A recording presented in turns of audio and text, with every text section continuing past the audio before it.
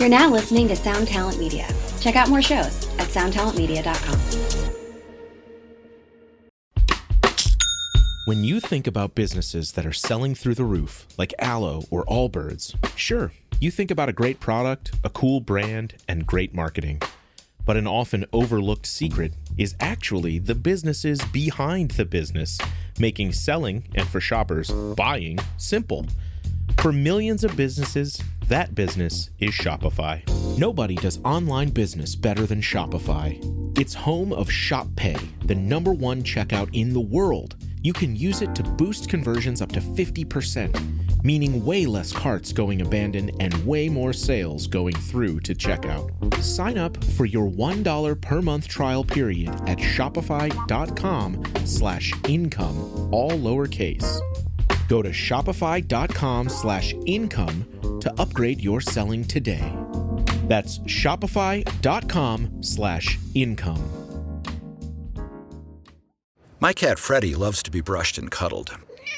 But stirring up his cat allergens meant sneezing and itchy eyes. Then I found Purina One Live Clear. It's cat food that reduced the major allergen and my suffering in as little as 21 days. Now, we feel closer than ever.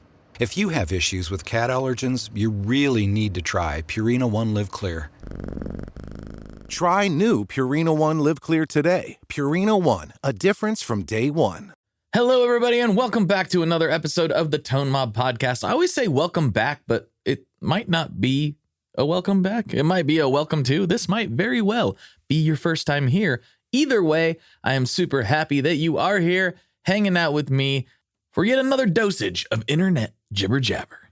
I want to get into this episode as quickly as possible, but I do need to take just a second and give another plug for my other show that I do called Tape Spaghetti. Tape Spaghetti is a podcast I do with my good buddy Scott Marquardt, and it is a less geary, but sometimes more musical podcast than this one, though maybe that's not the case for this episode. This one gets pretty nerdy. But Tape Spaghetti is a podcast where we take a weird topic in the musical world and we break it down. We may not tell the full story of each individual artist that we're discussing, but we are taking one segment, something strange that happened or something important, and we analyze it and we talk about it and we give our perspective on it and we have a blast doing it. And the reason I want to plug it on this episode is because, well, that show has grown a lot, much more quickly than this one ever did, but this one's been going for a long time. So there are thousands of people that listen to the Tone Mob every week and, not as many people listening to Tape Spaghetti. So until those have balanced out, I'll know that there are a lot of you who haven't checked out our episodes yet. So wherever you are listening to this, please check out an episode of Tape Spaghetti. I've had a lot of feedback from longtime Tone Mob listeners saying that they like it even better, which is honestly, I'm not sure how to feel about that. I'm just kidding. I'm just glad that I'm providing anything of interest to anybody. Thank you all so much for that. Now, on to the meat and potatoes. This week, I am talking to none other than Chris Vincent. I like that. Chris Vincent. That's a good name. That is a really good name. Normally, you can't trust a guy with two first names, but in this particular instance, I think it works. Yeah, actually, I know it works because Chris makes incredible pedals. You've probably seen them as R2R Electric, or as he's known on Instagram, DJLavalamp. I didn't ask him what that meant. I really should have done that. I guess I'm going to have to get him back on for another episode one of these days. But without further ado, let's get into this episode with my dude, Chris Vincent from R2R Electric. Here we go.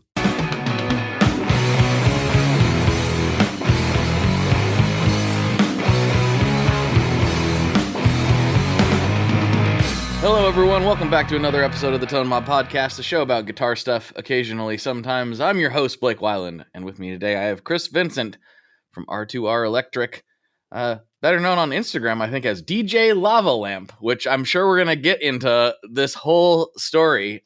Been following your escapades for many, many years, so I'm glad to finally have you on the show. Yeah, man, I'm happy to be here. Thanks for having me. Yeah. I think probably the best way to do it is just to start with the classic place, which is, when did you start getting into playing guitar? And obviously you have an affinity for vintage things and old school things. And, you like, I mean, guitar players in general kind of like that stuff, but you seem to have a particular soft spot for that. So how did this all happen? I definitely have a soft spot for it, for sure. So it's kind of it started a long ago. My dad and my brother played mostly acoustic guitar when I was a kid, and I sucked at it. I tried so hard, and like I remember him showing me what an E minor, like you don't get much more simple than that, and it boggled my mind. I couldn't get it.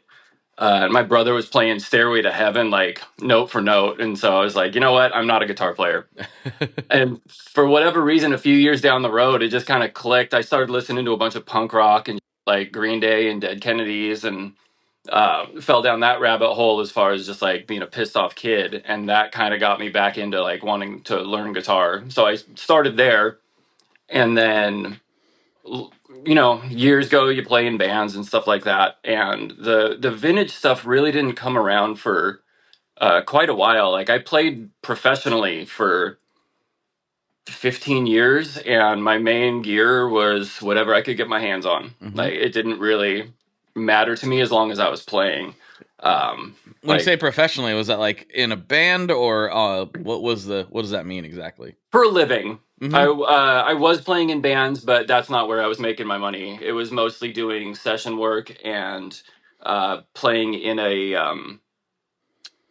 kind of like a cover band. It was a duo basically. Like it was a guy who played acoustic guitar and sang, and then I sang and played electric guitar. Got it. And we would do covers of whatever, like our own kind of like acoustic versions of whatnot, and we did that for a long time. So there was it was kind of splitting all over the place, and then obviously I had my own original band that didn't go as far as I would have liked to, but that was that was always the number one thing, but it was not the thing that paid the bills. Got it.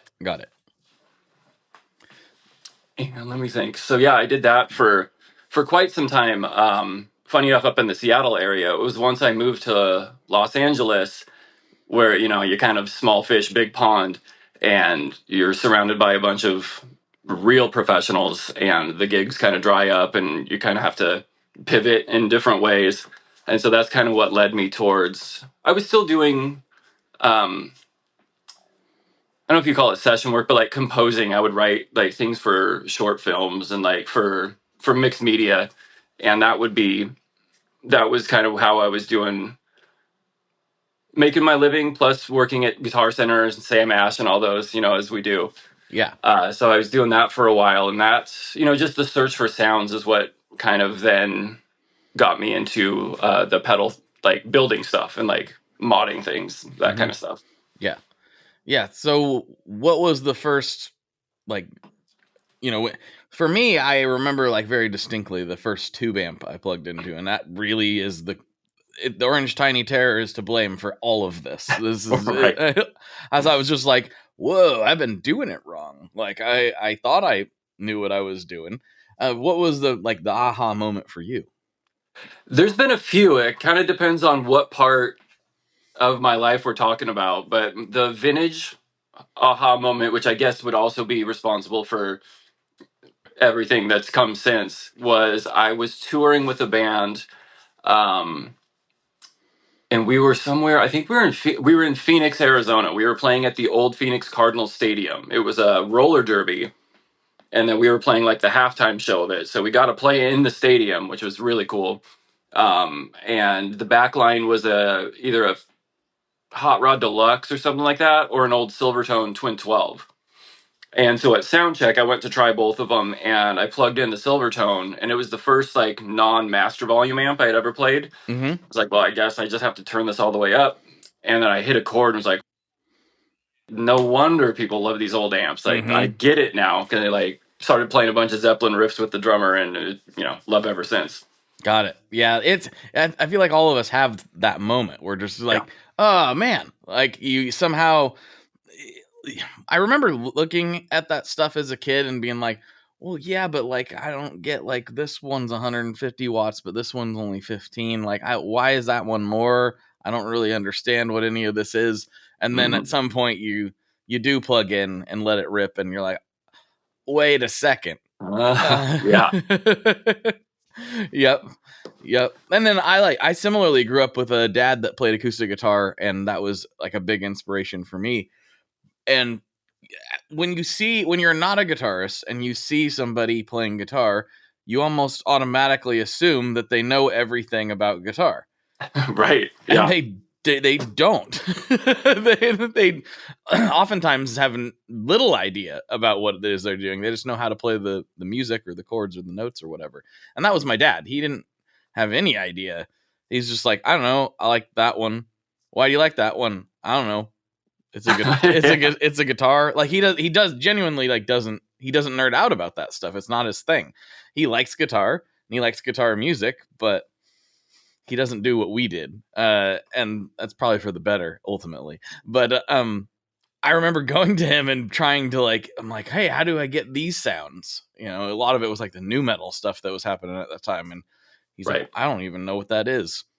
And I didn't know what it was. I've told this story on the podcast a lot. I didn't know if I was hearing down-tuned bass. I didn't know you could tune your guitar differently. I didn't know what it was that I was hearing. So that was that. I realized that I've been interested in exploring sound from day one, but it took me a long time to realize that was what was driving it. Right. Yeah. That's my dad was kind of the same way too. He was into gear, but in a different way, and he wasn't into the guitar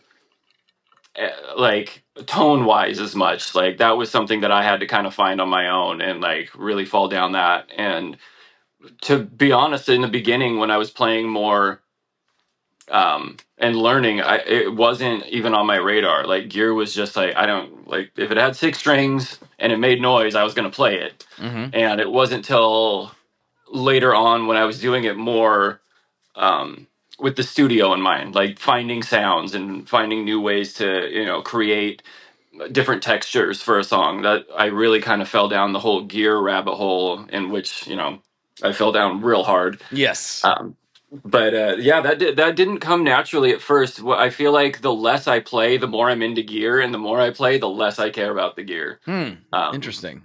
So at least that's been my experience so far. Now that I have the gear, I would like to start using it more than I do, but I just stay so busy, doing my day job, that it's tough to get around to it. But I'm working on it. I'll get there. No, I understand that. The more stuff I have, the more, and it's just one of the many benefits of being in the industry, right? Like we may not have a retirement plan, but we have cool guitars that come our way a lot. Yeah, for sure. But it's just one of those things where it was a few years ago, and I'm kind of falling into this again, where I looked around and I went,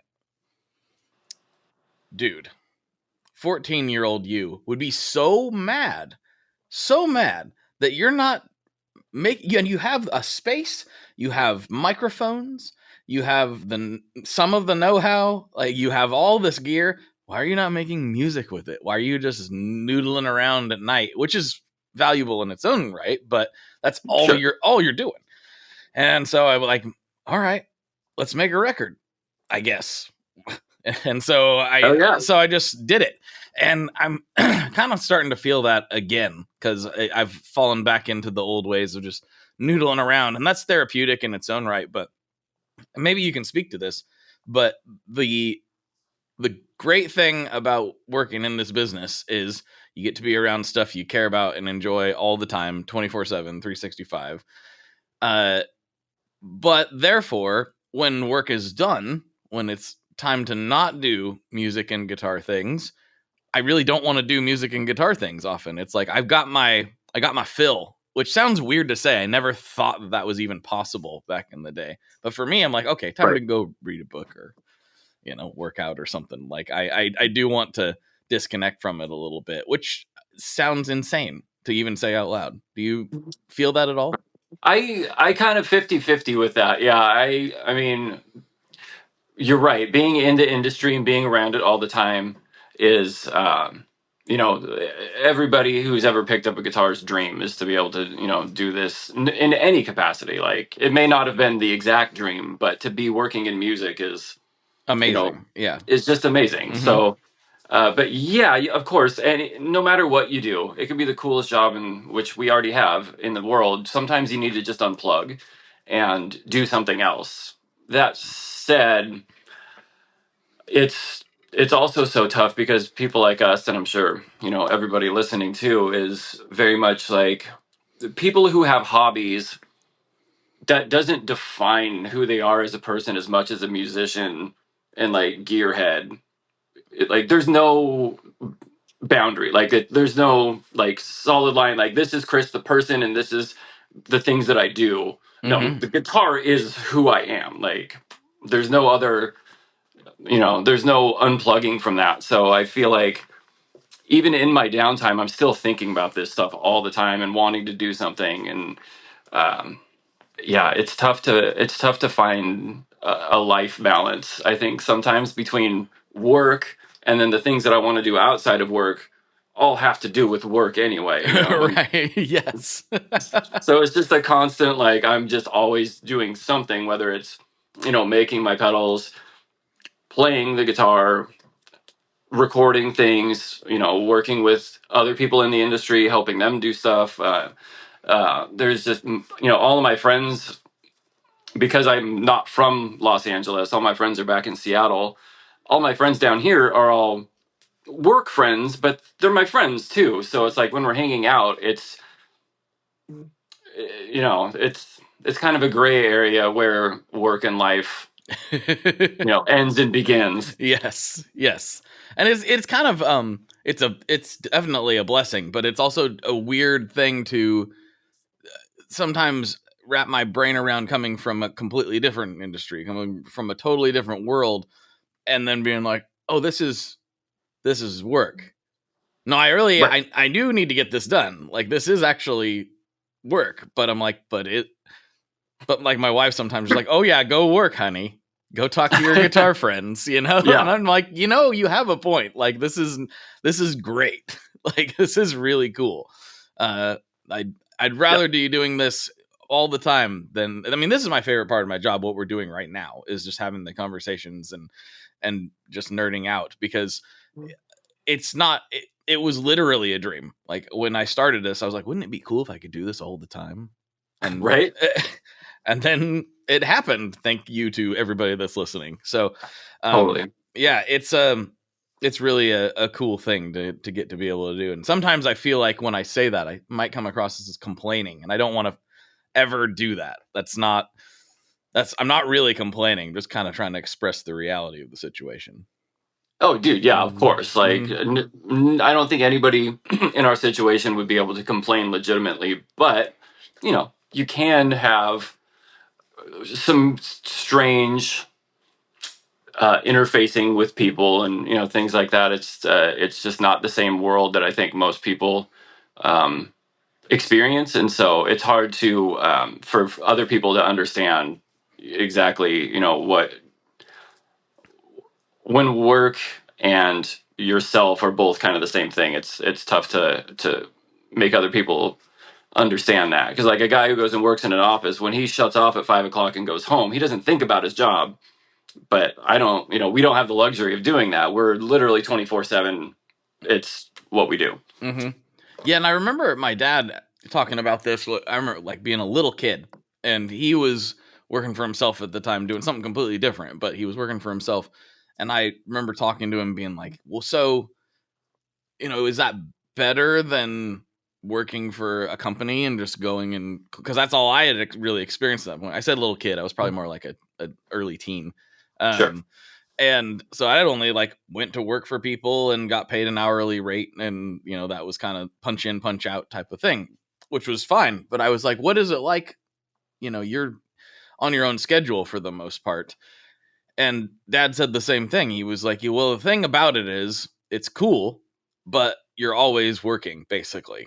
Right. And I didn't really get it, because I'm like, well, you're not always working. You're not always out there like working on cabinets and stuff. You're sometimes, doing other stuff.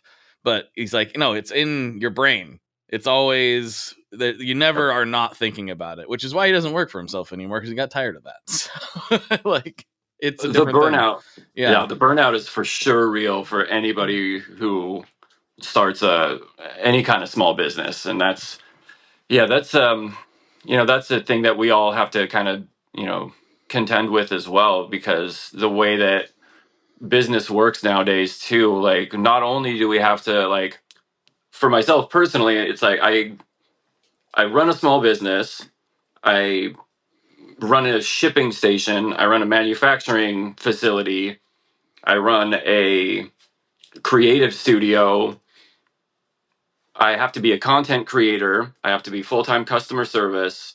Like, it's just, the list goes on and on when you're doing stuff like this, and it can really burn you out. So you have to have a good, like, either outlet or a good way to just deal with all of these different things coming in at you from every angle at all times, and not completely lose your mind, which it's difficult. And I know we all contend with that, because I know myself personally, and a lot of other people, like, if I don't respond to an email, when it comes in, I will forget about that email. And it's nothing malicious. I just, like, there's so many things in my brain. It's so hard to keep up with. And so you feel this responsibility to constantly, I have to respond to this now, or else I won't do it. Or I have to do this thing now, or I have to do that. And it's just, you can't turn it off, which is tough. So I get wanting to get out of it, but I can't imagine doing anything else. So I have nightmares about doing other things. I literally have nightmares about where I'm back at my old job, and my old job wasn't a terrible job. It wasn't like, oh no, it was a good job. But I still, like, wake up. I'm like, oh no, I'm not. Okay, cool. I'm still okay. Good. Woo. Yeah. Still doing the thing. I actually went back there earlier this year just to say hi to everybody, and I was, like, looking at, there's this one, it was a tank farm, like a fuel farm, basically, where the trucks go to get the gas. That's okay. Gotcha. Yeah. And there was this one, like, group of tanks that was kind of right in the middle of the whole facility. Like, they're tall, skinny ones that we didn't really use. And for some reason, the dream always happens there. I'm always in there, even though I didn't, like, do a whole lot in there. It was because there was empty tanks mostly. I'm always like, wait a minute, what am I doing in here in this random section? And I, like, was eating, with the crew, and I was like, oh yeah, this is where I always have the dream, is right through that window. It's very, very weird, but that's super funny. Yeah, I don't know what that's about. Something wrong with me, I guess. It's your brain's trying to tell you something. But yeah, it's trying to tell me to keep going, I think. Yeah, don't go back. Yeah, I for sure would never want to go back to anything. Like, I had some fun jobs too, like, and there's just nothing beats, being able to do this every day. Yeah.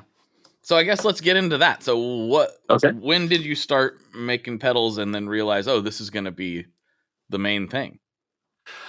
Man, that was kind of a gradual process. I definitely, like, I never, like, I had nightmares. Like, inversely, I had nightmares as a kid about starting a business. Like, it scared the absolute out of me to think, like, oh, I have to go to a bank and borrow hundreds of thousands of dollars and be on the hook for this, and, like, try to prove that, this business plan work. Like, it just seemed like the worst thing that you could do with yourself. Like, it was just very scary to me. So that was never the intention. But back in, God, I want to say probably 2017, 2018, something like that, I had really gotten into tearing apart old broken radios, reel-to-reel recorders, like anything that had tubes in it. Because I didn't have a huge collection, but I had some old amps and things like that, and I always preferred the sound of old tubes in old amps. Like, modern tubes and modern amps, great. I'm not one of those guys that thinks that you need to get an old Mullard for a modern amp. Like, it's not as necessary, I think, as vintage amps were designed to be, played with these tubes in them. That's what they used at the time, and so I feel like that's the way to go. Unfortunately, everybody else does too, and they got real expensive. Limited supply there. They're not making more vintage tubes. They certainly are not. And the good ones really do have a thing that they do. And so there's a lot of people looking for them. And I found that I could find them and they weren't always good. It was a risk, but I could spend $50 on an old reel-to-reel and get like 4 tubes out of it. And even if one of them was good, that was still less than I paid for, a tested one on eBay. So it was kind of worth it to me, and I had the time. So I was tearing apart all these old reel-to-reels and radios and things like that, and recognizing the parts. I didn't know what they were, but like you'd see a capacitor that I've seen in like gut shots of an old Fender Tweed or something like that. And so I would save them, just thinking, all right, well, I don't know what to do with this, but I'll hang on to it just because I don't want it to go in the garbage if it's still reusable. Hey, Rocky. What's up, Vincent? Did you hear about the latest? Latest what? The latest drop from Maris. It's totally insane. No, tell me more. Maris just released Enzo X. What's that? Enzo X is a supernova expansion from the original Enzo into the highest quality and most flexible studio synthesizer ever created in a pedal format. Whoa! Enzo X combines 5 synth types, 5 drives, 3 reverbs, and 5 modulations. It also includes a full 2.5 second stereo delay, all in one pedal. That sounds hard to use. It's not. The UI is from the same family as the Mercury X and the LVX. It's super easy to dive in and see exactly what you are tweaking in real time. Oh, I see. It's right there on the screen. Yep. Is it just for guitars, though? Nope. You can plug almost anything into the Enzo X, including your MIDI controller. That sounds incredible. Where do I get it? You can pick up Enzo X online at maris.us or at any of their fine retailers across the globe. Did you just say across the globe? They know what I meant. Wait, are we getting paid for this? I'm still waiting on that cash money from last time. He better at least give us pizza for dinner. I'm not giving him his Enzo X back until he does. For more information, make sure you check out maris.us, and apparently I have to go order a pizza.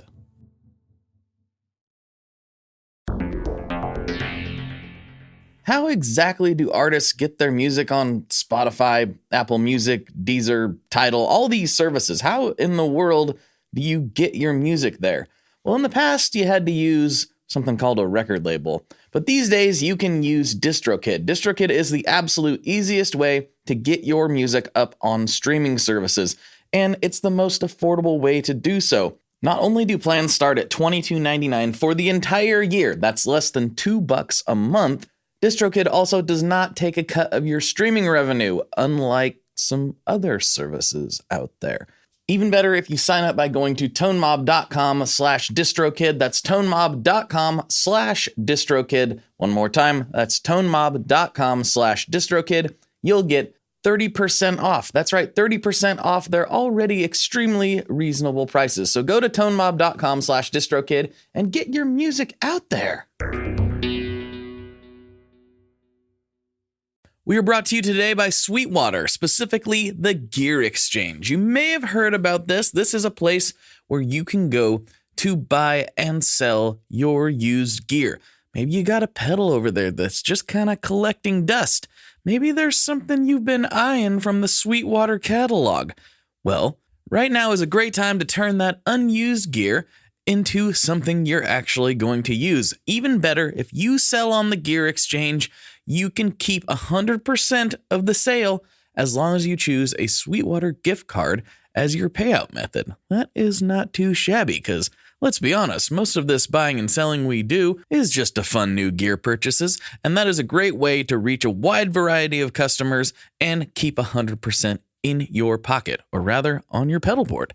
So go check out the Sweetwater Gear Exchange and turn that unused gear into something that's actually going to help you write that next huge riff. And so over, the next year or two, I kind of learned, what machines had what good parts in them and things like that, and was saving it all and cataloging it and trying to measure it all out. No idea what I was going to do with it until I met a buddy who did make pedals. His company was called Lamp Electric. Mm-hmm. His name was Tucker. And so I met him over at a friend's house. We were working on some old Echoplexes, and he just kind of showed up and mentioned that he worked on pedals. It's like, I had just discovered treble boosters. So I was like, oh man, I really want a Dallas Rangemaster, and I've got the parts to make one, but I don't know how to do it. He's like, well, let me give it a shot. And so he put one together, and that was my next aha moment. Was I went over to his place to go try this thing, and we plugged it in, and it was just like, that was the sound that all of my like musical career before, I had been hunting for this sound that I heard on all these old records. And it has this like, and fuzz does this too. There's something about the transient, when the attack on the note that just has this like, it's so impossible to like describe the sound, but it just has this character that I couldn't get out of anything else. And so that was really the first time I had heard an old germanium circuit doing what it does. And that's kind of like what opened up the floodgates for me. And like, this is the sound. I just kind of dove headfirst into it. So Tucker had kind of been like, well, we should build more of these and like do a limited run. We'll sell them for super expensive. It'll be awesome. And so I was practicing trying to like learn how to make them by copying the one he made me, and was throwing them up on Reverb because I'd make like 10 of them and be like, what am I going to do with these things? I've just got all these treble boosters sitting around. Right. So I just started throwing them up on Reverb. We were going to be called Reel to Reel Effects. And so I didn't want to step on that or anything because we had a very specific like vision for that company. So I just called them R2R and started selling them. And, you know, I'd put 10 up and it would take like a month or two and they'd eventually sell. And I'd take that money and then put it into the next 10 and just kind of go like that and order more parts as they came. And I was selling them for like, I think 80 or 90 bucks to start with, but it's exactly the same, almost exactly the same as I make them now. So like, it's all old, really good parts. I would take more pictures of the inside than I would of the outside of the pedal and like show what was going on. And that I think really helped people be okay with that, because an unknown pedal company, it's hard to get anybody to take a chance on that. And I get it. Like, you know, spending a bunch of money on a pedal that, you know, an unknown company, as soon as you buy that pedal, it's worth nothing. Like, unfortunately, like it sucks. As good as that pedal is and as great as that builder could be, if there's no name recognition or any kind of, there's no retail or resale value, I should say. And so you're just kind of taking a risk with your money. And so knowing that, I sold everything for like $100 because that's an easy risk to take. Like, I can spend $100 on something, and if it doesn't work out, I only lost $100. It's not like a $400 or $500 pedal. That's a completely different risk. So I was selling them super cheap, but, you know, really high quality. And I always have been very, very much a big believer that customer service is number one. Like, you're asking people to take a risk with their hard-earned money. Like, yeah, I'm very lucky that, you know, I'm doing fairly decently in my life at this point in time. And like a $400 pedal, I still kind of take a pause and be like, do I really need to spend $400 on a pedal? So I get like how hard it is to part with your money in that way. So I've always warranted everything, you know, as long as you didn't on purpose, I will fix your pedal no matter what. And so I think that also like kind of helps spread the word, is that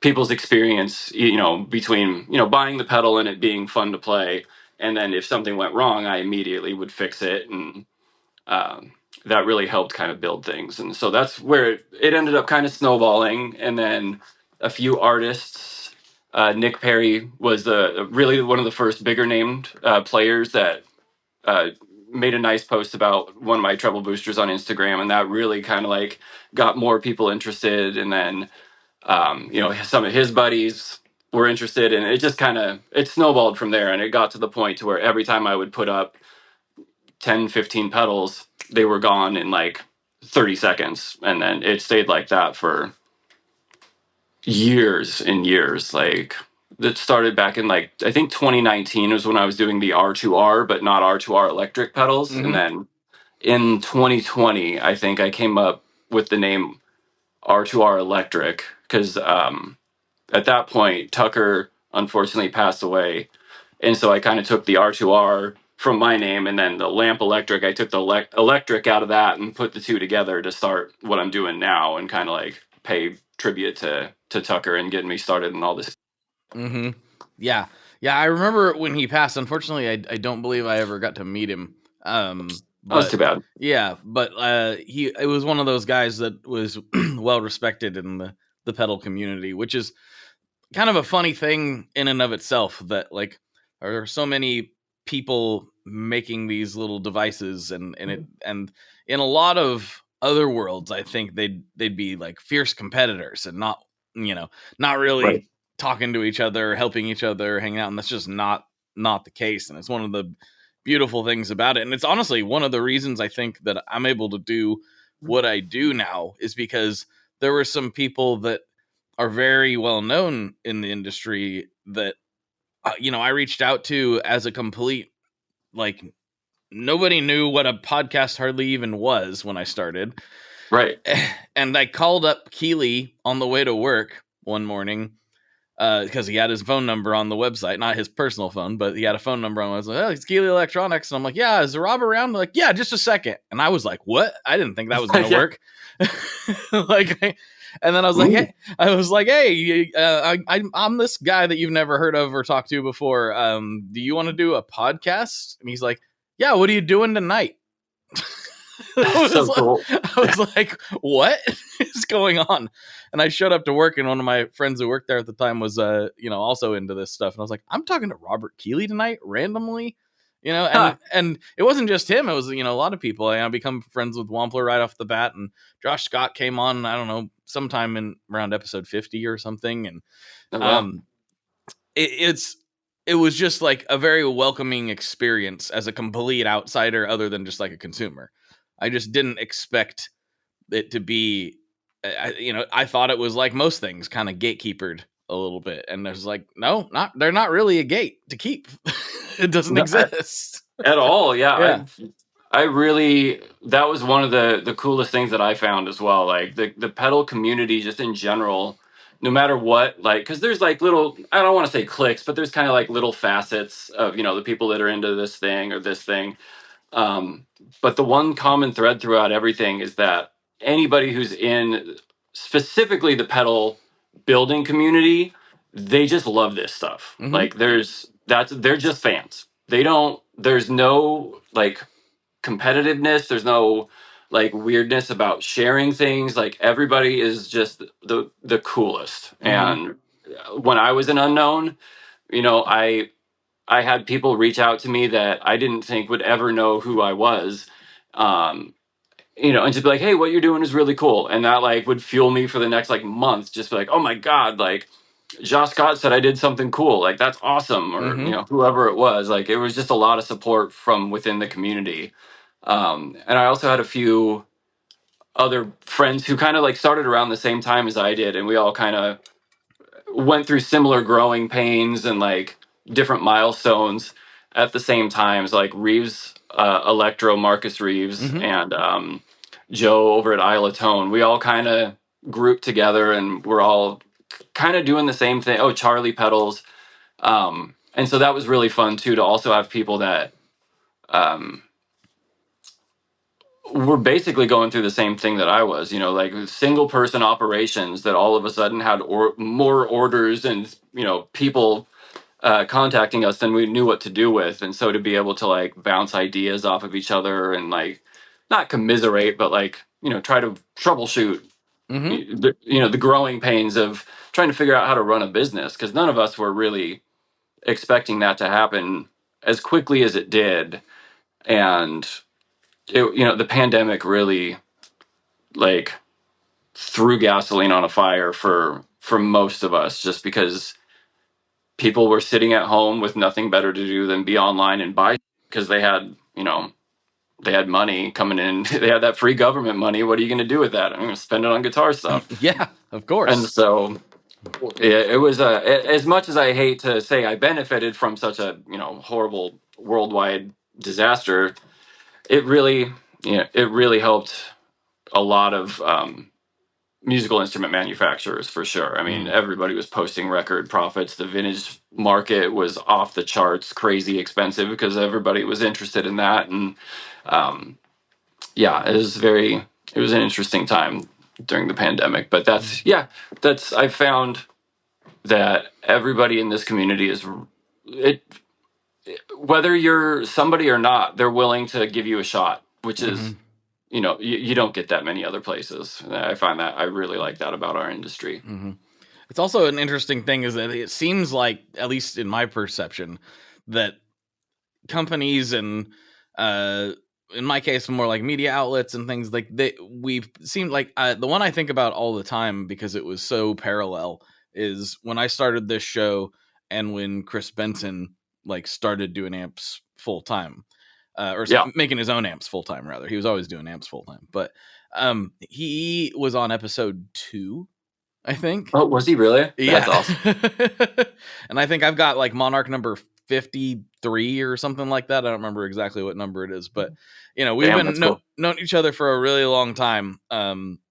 Vincent's named after my oldest son. Like it's all this, like, we have this really weird parallel journey that is very different, obviously.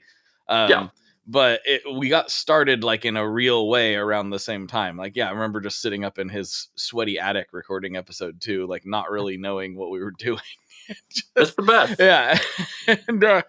And it's weird because I mean, some of that stuff, I've started republishing some of the really old episodes that I thought were kind of special. And like I just redid one with Joel, his first episode, Joel Corday, first time he came on. I bet that was cool. Yeah, and I was like, that was almost 10 years ago. And it's crazy. It's really weird to be like, I've been doing this. I'm starting to be like, I talked to Ryan Burke from 60 Cycle Hum about this. When we first got started, we were like, who are these weirdos trying to wedge their way in the industry? Like, like everybody was welcoming, but it was also like, who's this guy type of thing. Yeah. And now like, he's like, we become the old establishment. Now we're the old guys. I'm like, oh, it's kind of weird, but kind of cool, but kind of weird. It is weird. Yeah. It's funny how that happens when I run into people who are like, oh, I started building because of something you did. I was like, that doesn't seem right. Right. I still don't feel like I know what I'm doing. Yeah, exactly. Yeah, there's been I've got that from a few podcasters. Like, oh, I started my show because you did it. I'm like, hey, you need to aim higher, buddy. Like, there's dream bigger, man. Dream bigger. You can do better than this. You can. Trust me. That's funny. Yeah.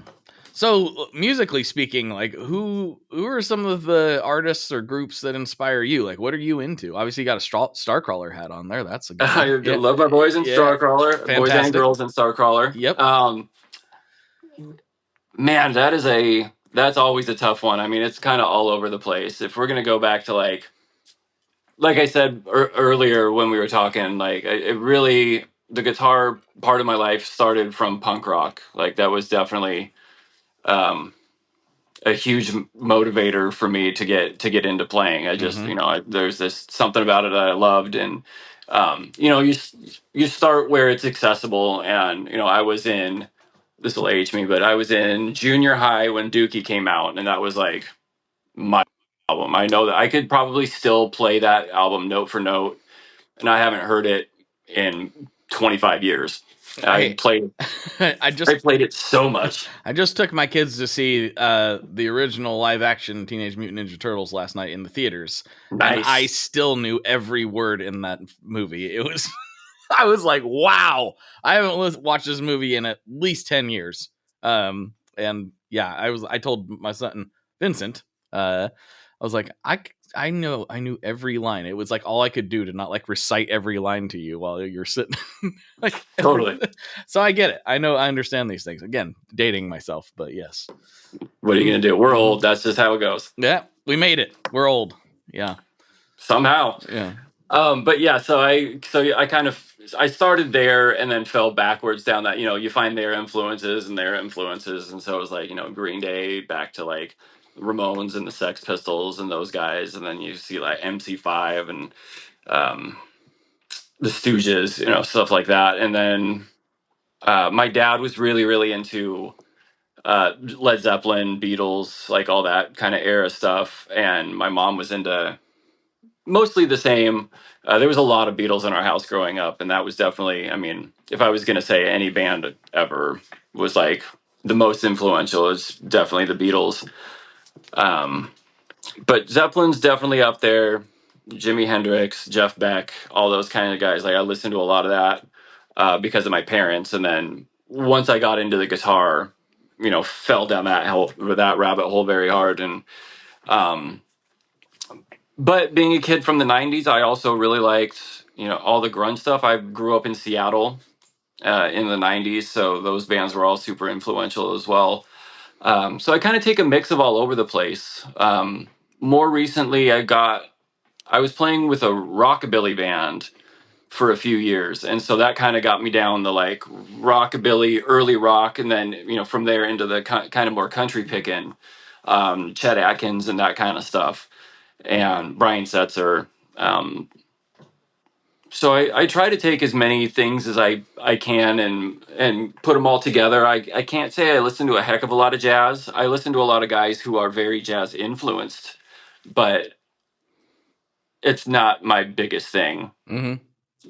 But I know that jazz is one of those ones where it's like I see where people take from it and put into like other forms of music, and I can appreciate that. But I don't know. I have a tough time listening a lot of times to something like that. I still like a good hook that's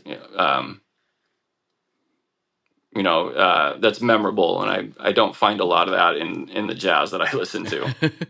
Jazz for me, I'm a little bit of an outsider to it, but I feel like it's much more enjoyable to go see than it is to like put on. And that's not entirely true, obviously, but it's one of those things like you watch a great jazz band playing and you're like, oh, wow, that's cool. Yeah. That's way cool. And then you're like, but I'm probably not going to put it on when I get home, most likely. Like, agree. Yeah, I think you're absolutely right about that. Like jazz is really impressive to see, but it's kind of like the Grateful Dead. Like, they're very famously one of a lot of people's favorite bands, but live, like there's not a lot of, and even Deadheads will admit it, there's not a lot of good studio albums that the Dead did. That just wasn't their thing, right? And I feel like you're absolutely right. Like my wife and I went and saw Adam Levy play a little while back now here in LA, and it's extraordinary to watch these guys do this improvisation live. It's it's a musical conversation between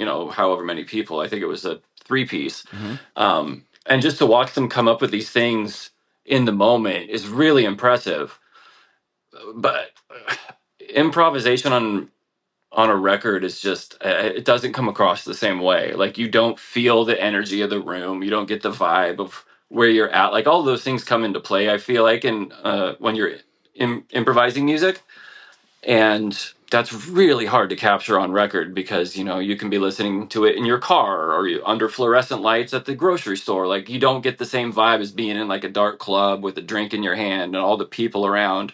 I think that all adds a lot to the experience with jazz, and it doesn't come across the same way on record. Yeah, I just went and saw Sturgill Simpson. I've seen him before, but this time he was playing a completely different way than I've seen him play in the past. And when I say he's played for 2.5 hours straight, I don't mean he played for a song and then like played another song and played another song. They just never stopped playing. I mean, they stopped for like 30 seconds where he said some stuff in the very middle, and then the rest of the time it's a guitar solos just ripping your face off into a key change into the next song. Like, and I was just like, wow, this is one of the greatest things I've ever seen, ever. Amazing. Do I want this whole 2.5 hours on record? Not really. No. I prefer his studio records, but amazing live experience. I just think there is a distinction, and maybe to a more casual music fan, it doesn't seem like there should be, but I very much think that there is. I mean, you can do a great live show by just playing the record as it is, sure. But it is a different thing when you are trying to specifically orchestrate the live show, I think. No, 100%. I think you're right on with that. It's just they're two totally different mediums, and some things translate better than others. Yeah. And for me, I'm curious where you lie on this. I actually much prefer, and I'm starting to feel like a little bit of the outlier here, experimenting in the studio than playing live. Like, I've done it, but it's not really the thing I like really look forward to. For some people, they live for it. Where do you find yourself? I lived for it. Not as much anymore. I've always loved being in the studio, I think, more than playing live. But I like the confines of like being in a room and trying to create something out of nothing. Like you're literally, back in the day it was a blank tape, and now it's just, a blank, digital file. But you're trying to, put together. It's basically like putting together a painting. And you have all your different paint brushes, and I get really into that kind of thing, like this, grab this guitar, this amp with these pedals, that microphone going into this preamp, going into that compressor, like all of those things are really interesting to me. So I found that more and more and especially as I get older, like performing live, there's just, even going out to go see a live performance, there's just a rigmarole and everything. Like, you got to get dressed, you got to go get in the car, drive out there, deal with parking, deal with a bunch of people. Like, there's just a lot of things that come along with that, that I'm less willing the older I get to deal with. Like, I'll still do it, but it's got to really be important to me. Yeah. Whereas with, recording, you get to just like take your time and really like get into the nitty gritty of things, which I found that I really like to do. Yeah. Yeah.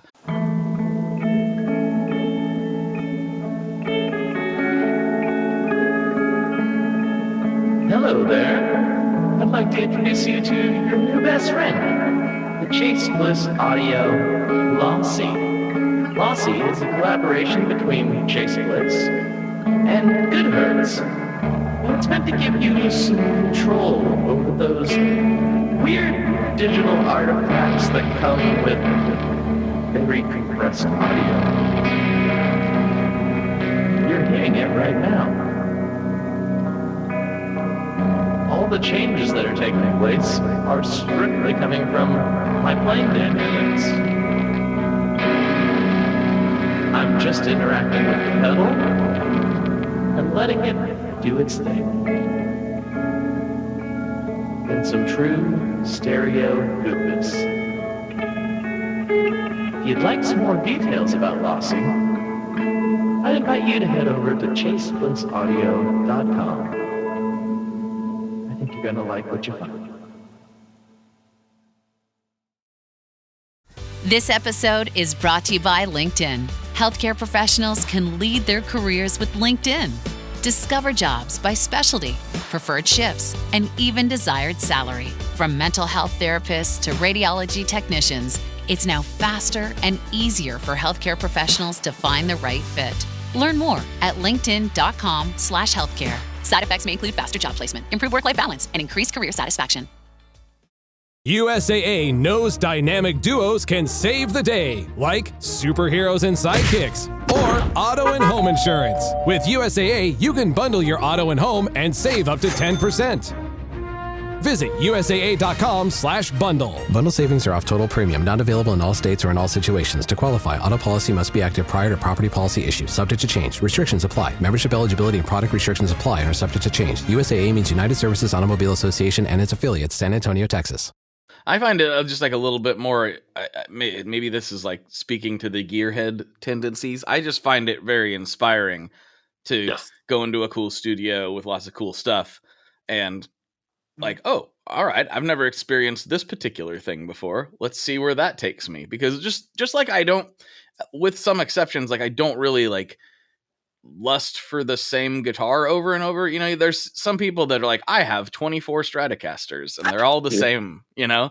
I'm like, well, that doesn't do anything for me. Like I have multiple Les Pauls, but they're almost as different as Les Pauls can get. Yeah. All sorts of different stuff. You gotta have all sorts of different stuff. Yeah. And for me, that's what it is. When I'm like, oh, I really want this guitar, it's probably because I don't have anything that's really like it. Totally. Mm-hmm. I tried to buy a Jaguar this morning that got away from me, but because I don't have anything like that. Like, and all of these things are different tools to get different sounds, and like you play differently on them. Like you play the same riff on a Les Paul and a Strat, you're gonna find yourself changing to compensate for the scale length and the way the tension on the strings feels and all of those different, and just the way that the pickup sound and how the volume rolls off or doesn't, and those make a huge difference to the performance. And so yeah, I think having a bunch of the same thing, well, I get it if you find your thing and you're just like, I'm like that with food. Like if I find something that I like, I'm gonna stick with it. I eat the same damn cereal every single day of my life for the last 5 years. Like I like that, I'm just gonna keep eating it. Mm-hmm. But when it comes to guitars and amps and things like that, I want to find as many different like tonal palettes as I can, and that's a lot of that's where they come from. I prefer, and again, the gearhead in me, I don't want what were those James Tyler guitars where it was like it had that rotary switch and you could have a Les Paul, a Strat, a banjo, like all a sitar, like you could have all the these ones with sounds. the variacs in them, right? Like exactly. Mm-hmm. Like I'd rather have each one of those things. What is this? The jack of all trades, master of none. Like I want the thing, warts and all. I like Les Pauls for, their limitations as much as I like them for their benefits, and same with Fender guitars. So each one of those has their thing that they do, and they do it so well.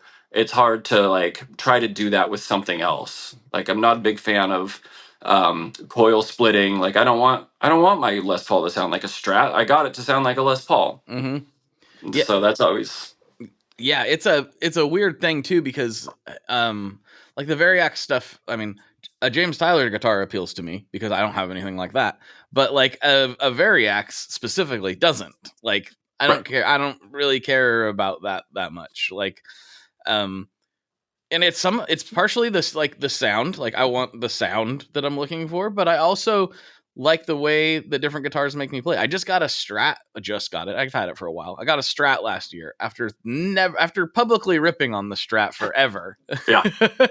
I got a MIJ Squire black on black Strat, and I'm like, this thing's great. This thing's like really, really cool. And I never in my wildest dreams thought that I would ever actually be a Stratocaster guy. But the thing I like about it is it makes me play differently. It makes me think of different things, and I find myself way higher up on what some people refer to as the dusty end of the fretboard. You don't usually find myself there. I'm usually more chuggy and riffy, and I'm like, what am I doing up on what? Oh, there is stuff beyond the 12th fret. I didn't realize that. That's weird.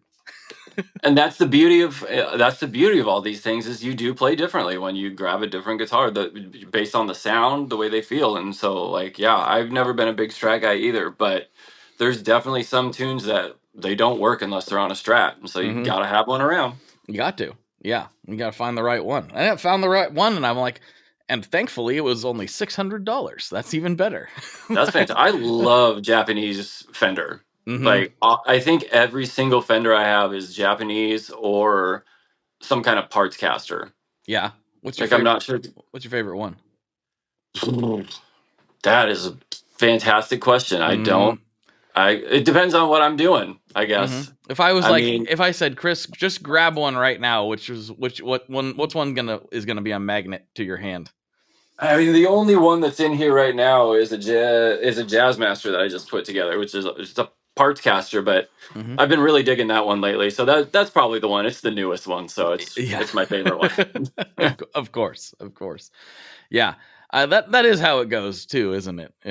That's why I've been playing the Strat so much. It is I think it's the newest one. I don't know. I lose track. I can't. Dude, my wife would kill me to hear that, but I couldn't tell you what the hell came in here last. There's a lot of stuff here. Yeah, it's getting absurd. Like it looks pretty, like in this shot that everyone's seeing right now, like looks okay. It looks kind of manageable. No, But I'm not gonna pan to the left or right because it is absolute chaos. Oh, dude, trust me. I mean, you saw a bit of what's going on in here. It's not good. I'm sitting on top of an amp right now. That's my chair. What is it? It's a Kalamazoo Reverb 12. Ah, very nice. Very nice. Yeah, crappy old amp, but they do a thing. They sound cool. They do a cool thing. They do. Yeah, and right now the phone is propped up against a old Filma Sound and a pedal board sitting on top of a reel-to-reel. And then I got a bunch of amps I'm sitting on and a bunch of guitars in here because we're trying to install AC out in the shop because it's going to be like 97 degrees for the next week or so, and the wall unit's just not cutting it. Nah, that ain't going to do it. It's getting like a mini split situation going on. Yeah, exactly. So I've got a little mini split. Hopefully that'll help out a lot because it's during the summer, especially working with the old germanium transistors, like past like 1 p.m. I can't bias anything. Like I can't do any transistor work. I can only wire things up because they fail in the heat. So if I wire it up and it's a little hotter out than the place that it's going to, it's not going to be biased right when it gets there. So I have to try to do it as like neutrally as possible. So that I think this is going to be a big help for my workflow as far as being able to work longer into the day during the summer. Like during the winter, I can work all day and it's just fine. But yeah, lately, the last probably the last 2 months, I got to be done installing transistors and pedals by about 2 p.m. because anything after that is just too damn hot. Yeah. That is something I hadn't really thought of. I obviously, being a nerd, I did know that the temperature affects germanium, but I hadn't thought of the work environment being too warm. Yeah, it sucks. Yeah, that does suck. But and trying to, being worldwide too, I know that the guys from Isle of Tone also kind of try to compensate for it. But if you're selling a pedal and it's going to like a hotter area or a drier area or a colder area, you kind of have to adjust your bias, try to compensate for that. It doesn't always work 100%, but like what's going to work here isn't going to necessarily work the same in somewhere really up in Canada or somewhere in a tropical environment. It's going to be different. So you kind of have to just do your best to guess, and you get used to it after a while, and you can come up with like different variations on it. But yeah, it's a pretty big pain to try to deal with the old transistors. There's a reason it went to silicon as soon as that became cheap enough to do. They lost the germanium because it's very unreliable. Yep. It makes all the sense in the world, but it does do a thing. So. It sounds fantastic. I will tell you. I do like what it does. Obviously, you're working with it, right? Yeah. Well, Chris, we are nearing the end of the podcast, and I do have a couple classic questions I like to wrap this up on. But before I do, I like to give the guests a chance to take the stage. Shout out anybody you want to shout out, plug anything you want to plug, say hi to your grandma, whatever. The floor is yours right now. Hi, Grandma. Yeah. I'm sure she will be seeing this. Let me think. So I'm Chris Vincent with R2R Electric. I don't have anything specific at the moment. I just, everything I do is in drops. So signing up for my mailing list is the big way to keep informed on what I'm doing. I try to keep up with my Instagram too, which is at DJLavalamp. I know that makes no sense, but that's where I'm at. So I do have one thing. I spent the day just the other day shooting some promo video with the guys from Starcrawler for a new pedal that's going to be coming out. Cool. So that'll be a lot of fun. Henry and I have been working on this one for a long time. Henry's awesome. Dude, he's the best. Yeah. We actually share a birthday. He was born on my 20th birthday. 20th or 21st birthday. But yeah, we both born on July 17th. So that's kind of fun. But I don't have anything in particular to promote besides just, come find me and come chat with me if you like old, because that's what I do, mostly old pedals. But I also very much like old guitars, and I'm super into that as well. Very nice. Very cool. All right, and as normal folks, wherever the words are, because you listen and watch this in all kinds of different places now, wherever the words are, the description, whatever, that's where the links will be. I used to say show notes, but now I think I don't know where they're watching or listening to this anymore. It could be anywhere. It's crazy. Yeah. Go there. That's where you go. All right. First question. I'll be very curious to hear what your answer to this is. What is your favorite boss pedal? Ooh, favorite boss pedal. That is a tricky one. I would have to say probably, damn. I think my favorite right now is the slicer. That's been a popular one. Yeah. I like that pedal a lot. It is super fun. I still don't have one after people telling me this so many times. I've gotta pull the trigger. Gotta get one. Give it a shot. Yeah, the double one or the single one. They're both great. Cool. The slicer. All right. Final question, and probably the most important question. What is your favorite kind of pizza? Ooh, I'm a traditional. I'm a straight up pepperoni guy. Oh, yeah? Do you have any favorite LA area pizzerias or styles? Secret Pizza in LA. Oh. They are fantastic. You have to order it a day in advance. But they just happen to be right down the block from me, so that also makes it really easy. But yeah, Secret Pizza in LA is fantastic. Oh, what's their vibe? Like, what kind of style do they do? So it started as a guy making them out of his apartment, I think, during the pandemic, and now has like a little piece of a kitchen at a local cafe, and he just cooks out of there. You can go get it by the slice there, or you can order a full pie like a day in advance, and you just come pick it up. So they don't really have like a restaurant or anything. They just have a little kitchen that they bake out of, and you order through. They have a website, I think, is how you order through that. And just find them. I think it's. I found them through Instagram. Well, friends' recommendations, and then found their Instagram on the recommendation. Yeah, there's a fella named Jerry, I don't know if he'll ever hear this, but Jerry did the same thing during the pandemic. He had Jerry's Pizza, and he was making them out of his house, and like you'd get on the waiting list and call ahead and all this stuff, and it's like a Chicago tavern style thin crust. Ooh, I love a thin crust. So good. Some of the best pizza I've ever had ever. And then he started doing them out of like a local pub's kitchen.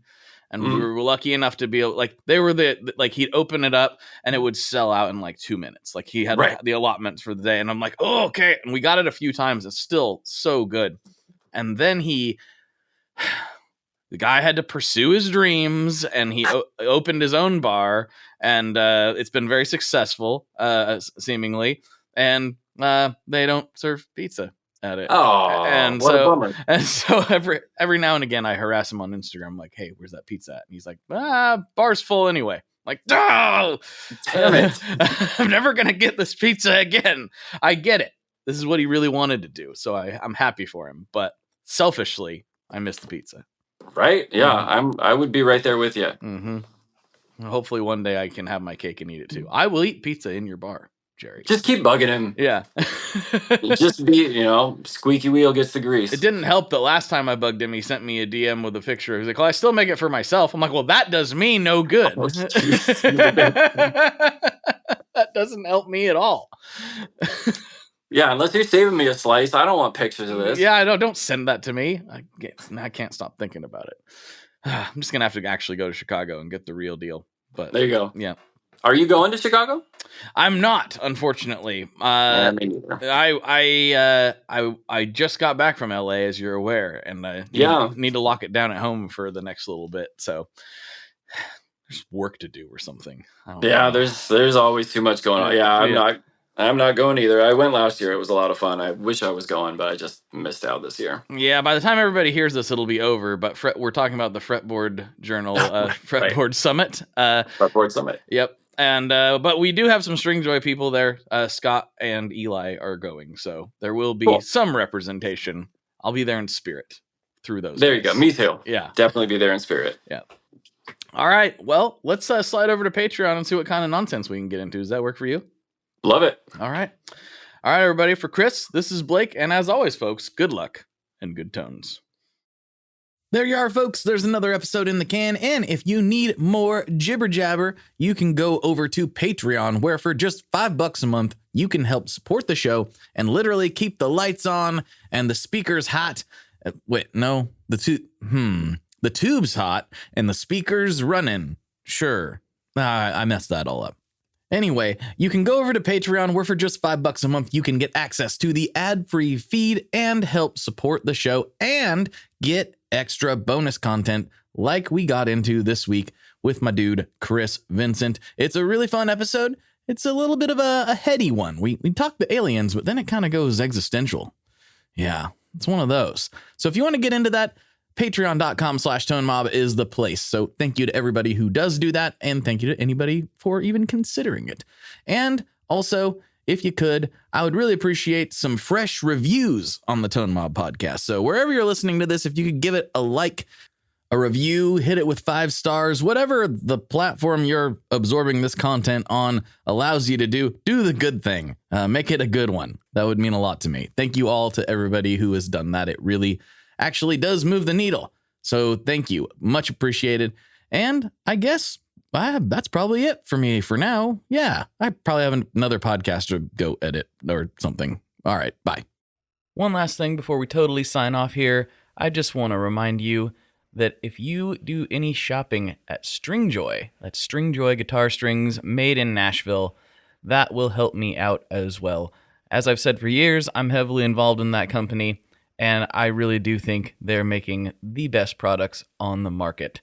So if you would like to try custom strings, go to tonemob.com/stringjoy and check them out today. I seriously love what the team down there is doing. I help them out with all kinds of things, and by you supporting them, you are also supporting me as well. And hey, you need some strings, so why not get some custom strings just for your guitar and playing style? Again, the link for that is tonemob.com/stringjoy, and that will take you right to their website, and you can do all your shopping through there, and that will help everyone involved out. So thank you very much. Talk to you next time. We are brought to you by the wonderful folks at Gun Street Wiring Shop. Yes, Gun Street Wiring Shop. I've talked about them before. I used to say based out of Bend, Oregon, but guess what? Sean moved to my neck of the woods. Sean's in Portland.